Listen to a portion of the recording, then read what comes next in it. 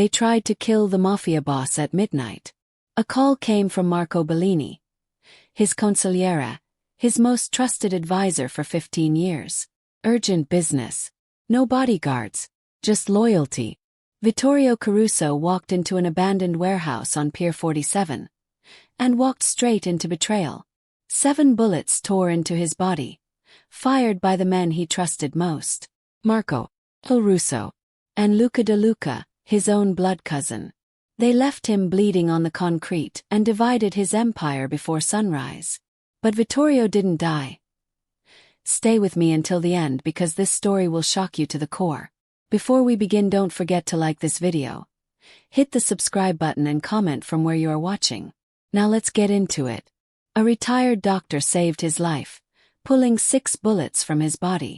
The 7th stayed lodged near his heart, a permanent reminder. When Vittorio opened his eyes days later, the city he'd ruled for 20 years was already falling apart. His rules had kept order.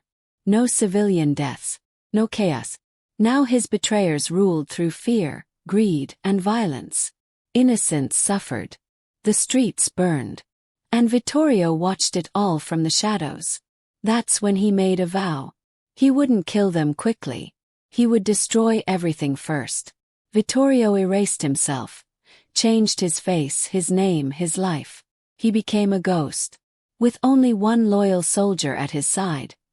He studied his enemies, their greed, their fear, their weaknesses, and then he began. A whispered rumor here, planted lie there. A silver coin, the symbol of his old reign, left behind like a warning. Paranoia spread. Sal Russo walked straight into a federal trap and was sentenced to 40 years in prison. Luca De Luca collapsed under guilt until Vittorio confronted him face to face, then stripped him of everything and exiled him to a life worse than death. Finally, only Marco remained. When Marco woke up tied to a chair, staring at the man he thought he'd killed, he begged for mercy. Vittorio gave him something crueler. He let him live, powerless, disgraced, erased. 5 months after being shot 7 times, Vittorio Caruso returned. Not with war, with order. The families restored his rule. His laws returned. The city stabilized. And the underworld remembered why Vittorio had been king in the first place. They tried to kill him. They stole his empire. They erased his name. But surviving was their biggest mistake. 'Cause there are worse things than death.